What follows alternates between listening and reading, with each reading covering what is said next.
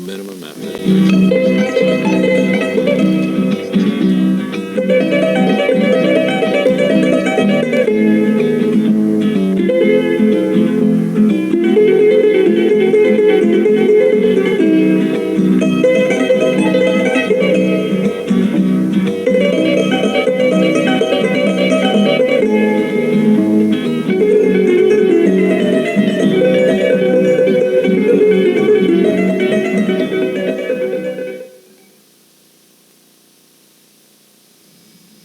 Hi, I'm Norman Liss, and the name of the program is The Way to Go. I invite you to join me each week at this time as we explore places to go and things to do.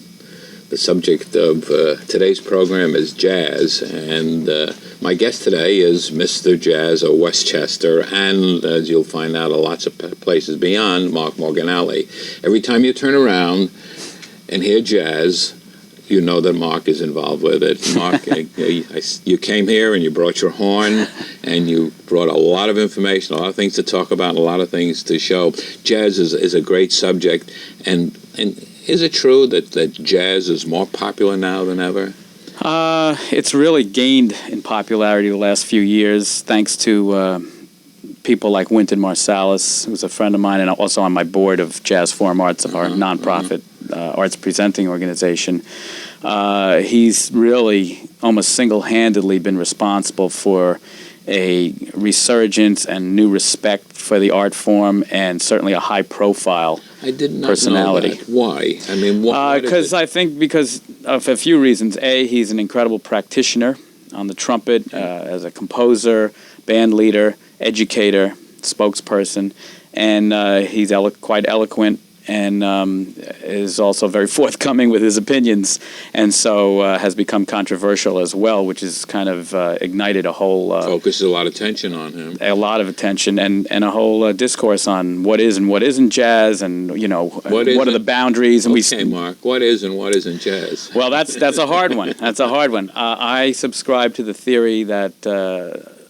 jazz is very expansive, and I'm very inclusionary when I describe jazz. I say it's basically a music art form that has evolved over 100 years now, since the turn of the last century to the turn of this new century and millennium. And it basically came up out of many different influences, including field hollers and the blues and ragtime and stride piano player, boogie-woogie piano styles. Is it definable? Well, it's many different styles. So each the simple definition is, it don't mean a thing if it ain't got that swing, but there are many, many new styles of contemporary jazz now that defy that kind of label, where it really doesn't swing. But it is jazz because in my book, because it has a large element of improvisation. That is a key. So it's a combination for me of improvisation and swing. But there are other kinds of jazz that really almost don't have either. So there's many different styles. Explain something to me. I know that jazz is improvisation, and yet I see jazz groups with music in front of them. Oh, well, there's a map, a road map to go from the chord and melody and harmonic and rhythmic structure of a melody and tune, and then from that you improvise and create your new melody. Basically, improvisation can be defined as instant composition, if you will. So one of the things about jazz is that it has a correlative of about 300 or 400 years ago in Baroque music, where Baroque music, you had a figured bass line, and you'd improvise with the right hand. J.S. Bach, for example, and others, and even going back to Gabrielli and antiphonal brass choirs, where there would be a lot of improvisation that eventually was written down and notated, but really developed improvisationally, and that was a big hallmark of the Baroque era. And now it's kind of a renaissance 300 or 400 years later, and applied to a more contemporary art form of jazz, which has African-American influences, obviously, African influences, Creole and New Orleans influences, European classical music influences, and then later and more recently, rock and roll influences and rhythm and blues. All of these and stuff. Things, you're so busy because just looking down and seeing you are producing and presenting jazz in Tarrytown Music Hall, at the Purchase Performing Arts Center, SUNY, Irvington Town Theater, the Emlyn Theater, where I've seen you, Town Hall in New York. We'll talk about Queen Elizabeth, which you're involved with. And the musicians are so varied, and the types of jazz that they present are so varied. Right. How do you find time to eat and sleep? You try to do it at the concerts. No. Certainly we do it on the QE too, I'll tell you that. Basically, I like, as I said, the diversity of the art form, and I try to present it in all its glory. I'm not a big fan of the avant-garde, so I don't present a lot of avant-garde. I think as close as I got to that was a few years ago. I had Dewey Redman, the father of Joshua Redman, performing, and Oliver Lake and Leroy Jenkins and a few people like that. I even had Cecil Taylor in my loft one time down in the Village, and Ornette Coleman and people like that, some of the real true innovators of free jazz. Is there an age level for jazz appreciation? I have seen the gamut from the very young to the mature. Yeah. I would have to say no, in a nutshell, that anyone can get into it. But then on the flip side of it, the more you seem to know and have a foundation in music in general, the more you can appreciate the nuances of this music, because it is almost on par with a classical music head, where you really get into listening to textures and orchestration and form of music, and then improvisation and melody and rhythm. And it really deals with so many of the parameters of music, whereas other kinds of music don't manipulate every single parameter maybe as much as jazz and classical music is do. It better to know more so that you can appreciate it? Knowledge is power. People who do know have told me that the improvisation could be just on the chords. Yeah, I mean, there's, like I said, there's free improvisation, there's chordally-based improvisation, there's harmonic, but, the same thing, melodic improvisation, rhythmic improvisation, and then elements of improvisation that embrace all of those parameters. Without getting too technical, musicians who do know a lot about this background are able to free themselves of all that knowledge and create, and that's kind of what I'm striving for on my instrument, is just to be able to create. Are you thinking ahead when you're playing and when you're improvising? There's certainly an amount of anticipation, and when you have the foundation of the blues or an AABA chordal or form of a tune structure in your head, you use that as a basic framework on which to expound upon. How important is education? I know a lot of the musicians have no education, and how about yourself? I have a degree in music education from Bucknell University, and I was studying music before I went to college and high school, and even before that. But I really enjoyed going into schools, from elementary schools up until colleges, with my group, the Jazz Forum All-Stars, and presenting a 45-minute capsule history of jazz presentation. And sometimes I even go in just by myself with a CD player. And I just did the Mountbatten internship program in Manhattan for the second time. So you're doing a lot of teaching, too. Yeah, I don't do that much. I don't have the time for it, quite frankly. But I do, 3-4 times a year, I'm able to go into an educational environment and turn people on to the music, and that I, enjoy and relish. The trumpet always your instrument? Well, I took violin for one day in fourth grade. My best friend David Wasserman took it, and I hated it. My father said, "Trade it in. How about the trumpet? Louis Armstrong, Harry James." I said, "Yeah, that's good." So I traded it in, and that was in fourth grade, 35 years ago. And here it is. That's great. I know you brought along your new CD. And, hey, maybe this is a good opportunity for us to kind of play something off that, especially with the summer weather we've been having in the springtime. So could we have a little bit of summertime? Sure. This is, of course, the Gershwins from Porgy and Bess.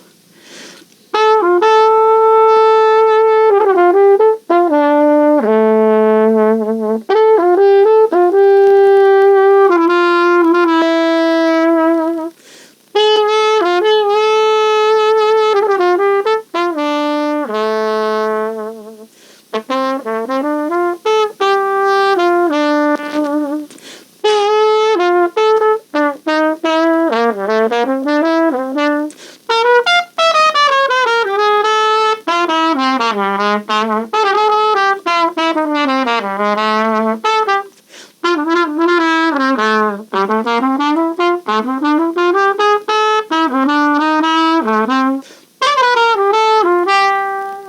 so on. The sound of one hand clapping. That's a cool summertime. Oh, thank you. Uh, I love standards, you know. That's I think more young jazz musicians coming up today should learn Rodgers and Hart, Gershwin's, Cole Porter, Duke Ellington, Jerome Kern. You know, there's so many great people. Rodgers and Hart, Rodgers and Hammerstein. You know, it's just so much great music that derive from the Tin Pan Alley tunesmiths. But are the young people today appreciating that music? Some of them, yes. I mean, a friend of mine, Roy Hargrove, certainly minds the standards. Wynton has done several albums of standards with his father, Ellis, on piano, and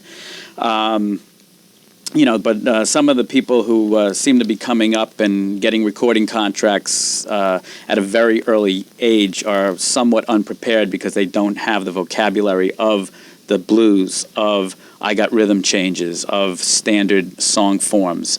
And, you know, it's a matter of growth, and it really is a level of maturity that has to be reached before one can really express oneself in this idiom. Your programs, and as I look through the material here, and we'll go into some specifics of what you'll be doing in May, and talk about the Queen Elizabeth. Certainly. But I look through the program here, extensive. Do you pick what you're doing based upon audiences? Personal taste is my number one thing. So I have to believe in something in order to book it. I could book Kenny G if I wanted to, probably. I have no interest in booking Kenny G because I'm not a particularly big fan of that kind of style of music. I know it sells millions and millions of albums. I think he sold 80 million albums. The biggest selling instrumental soloist of our time, I think. But that's not why I'm in the business of promoting jazz and producing concerts. I get enjoyment out of turning people on to creative music that I enjoy.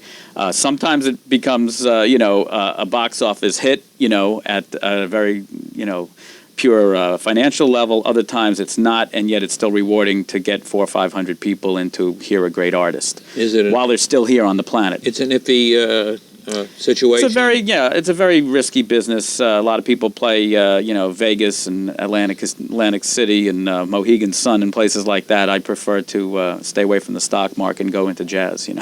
Presenting jazz concerts. So the performers are guaranteed a certain amount of money, and and the risk is all yours. Yeah, a lot of times the way this business is conducted, you'll do what's called a back-end deal, where you'll guarantee an artist a certain amount of money versus a percentage on the other side if they draw. My philosophy is not that. As a not-for-profit, I don't do too many entrepreneurial deals like that. I basically come up with an offer, and I put in my offer, and if it's accepted, fine. If not, I have a little room for negotiation. I do a flat fee. I provide first-class lights, sound, backstage hospitality, 9-foot Steinway grand piano, advertising, promotion, media tie-ins, exposure, and conduct it on a first-class level. And they know that that's what they're going to get with me, and it's going to be done well, and people will show up to the performance. So that's my philosophy. I want to get into a little more of what you're talking about, but first I do want to remind our viewers that today we're talking to Mark Morganelli, and the subject is jazz. And Mark Morganelli's name is synonymous with jazz in Westchester. How does it happen? Do you decide who you want, or do they come to you because you're doing so much and you offer so many opportunities? Rarely do they come to me. I basically think of who I want to book, make the call to either them personally, which is very infrequent these days because most of these people have agents, so I then deal with the agent, in some cases the manager. There's always someone running interference for these people these days. So, I'll think of, hey, boy, I've always enjoyed Sonny Rollins. He's one of the great living legends of the music. Let me try to get him. You call him, you talk to him or his wife, Lucille. They refer you to Ted Curl and Associates in Boston. You talk to the agent. You cut the deal. You send in the offers. You get exclusivity on the artist so you don't lose your shirt so that they're not playing down the block a week later. And 9 times out of 10 have been successful with that in the last few years. It's really come up to a nice level. Do you find any difficulty in having them come to Westchester as opposed to New York City, for example? Not really. Basically, we've gotten a nice reputation here between the Tarrytown Music Hall and the Emmeline Theater in Mamaroneck, and also the, of course, Performing Arts Center. I've done our first presentation with Dave Brubeck, pretty much a sold-out concert.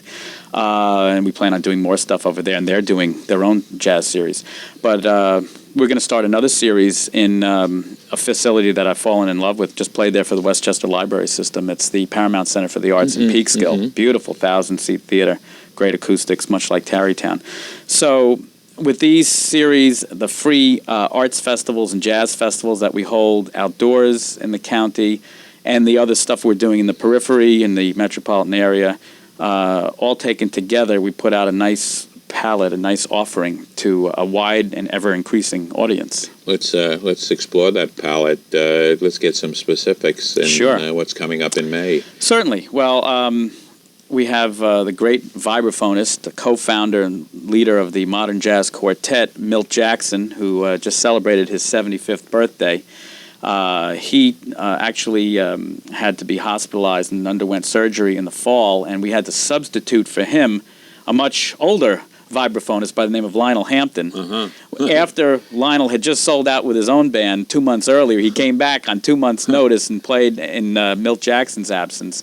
And now this is the Make Good gig for Milt Jackson, May 9th, Saturday at Tarrytown Music Hall. Milt will be on vibes with Mike LeDon, piano, and Ray Drummond on bass, with whom I've recorded and played, and Mickey Roker on drums. Yes, you seem to play not with all of them, but a lot of them, don't you? I've been very fortunate to have played with a lot of great people, Sonny Fortune and Ellis Marsalis and Kenny Barron and Ron Carter and Al Foster and Jimmy Cobb and, a lot of fabulous players, some of whom are not really well known but are giants in the music business to other musicians. So let's talk about some more May specifics.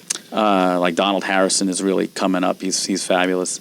My Spring '98 series, closing out 6 years of concerts, I may add, almost 55 shows at the Tarrytown Music Hall, will feature El Rey, the king, Tito Puente of Latin jazz with his 14-piece ensemble, May 30th, Saturday, which is the Saturday after Memorial Day weekend. And he's doing 2 shows, 7 and 9:30, although I've never booked him before in Westchester, and he lives in Rockland. I just feel that he'll sell out both shows, and we've already done quite well, but we will have some tickets available. Yes. Yeah. He's fabulous, isn't he? Definitely. He's a great guy. We had him at the Tillis Center in Long Island last year, and he sold out about 2,000 seats over there. So I know we're going to do well with him. And he actually played last year at the opening of the Newport Jazz Festival at the International Tennis Hall of Fame when we disembarked from the Queen Elizabeth II. Yeah, I want to talk about the Queen Elizabeth. Is this something that you've been doing before? This will be my 3rd year aboard the ship, and it is the third annual. What's involved with that? Well, it's the 3rd annual cruise on the QE2 to the Newport Jazz Festival, which is now known as the JVC Newport Jazz Festival, produced by George Wein and Festival Productions, which just incidentally had a front-page headline in the arts section of the New York Times. They just sold 80% of their interest in the company to Black Entertainment Television. Very interesting move. So we will be on board, and we take a group of people, my wife Ellen and myself, along with Beth Harlan, who's our designated travel agent in the area, Harlan Group International in Tarrytown. We had 18 people paid to come with us the first year, 29 people last year. We're shooting between 40 and 50 this year. And then this is the 2nd year in a row that I'll be bringing my Jazz Forum All-Stars group on board as well to host nightly round midnight jam sessions. So we'll be joined on board by Stanley Turrentine and Lou Rawls and Ruth Brown and the Dirty Dozen Brass Band from New Orleans and some of the people I'd mentioned, Ron Carter and, oh goodness, George Coleman and Slide Hampton and Jackie Terrason, and it just goes on and on. It's just an embarrassment of riches on board. Is it a close world, the jazz world? Very much so. It's a very tight-knit, small community. Jazz record sales account for about 3% of the market in all of recorded music. And it hasn't changed much in the last 25 years. It's gone between 2 and 4%, I believe. But jazz kind of holds its own there, and certain artists, are more popular than others, which can be said of any kind of musical art form. But the community is very tight-knit and comes to the aid of people in distress and whatnot. We just did a benefit, actually, for the fire victims in Dobbs Ferry at the Roslyn Tenants. Yes, I did hear had about Bob that. James and Bob Mincer and Gary Smulyan and Benny Aronoff, a lot of fine musicians, and we raised about $5,000 for those folks. Two things I want to do before we run out of time. One of them is to give a telephone number that people can call Certainly. to get more information, to get on your mailing list and Right. find out more. And what is that number? We have a 24-hour hotline for Jazz Forum Arts. That's 914-631-1000. 631-1000. Any time of day or night, feel free to call that, and you'll get a menu of options of all of our offerings and be able to leave your name and address as well. We also have a website, jazzforumarts.org, and we also have email jazzforum@aol.com. So You're really up there in the modern world. yeah, we're pretty accessible. The other thing I wanted to do was to give you an opportunity to play something, maybe something that you wrote. Oh, sure. And just entertain our viewers a little piece of something. Yeah, well, let's see. This is a tune for my second disc called Happenin'. And it's kind of a Latin Brazilian thing on the intro, and then in the middle section kind of does a jazz swing thing.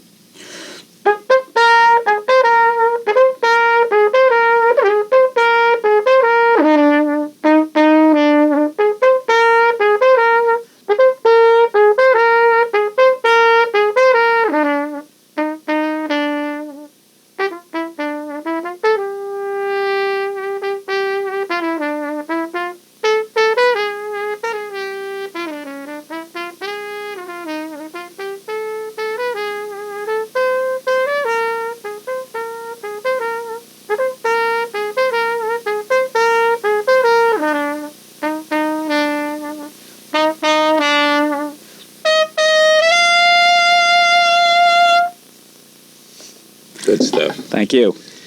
You write much? No.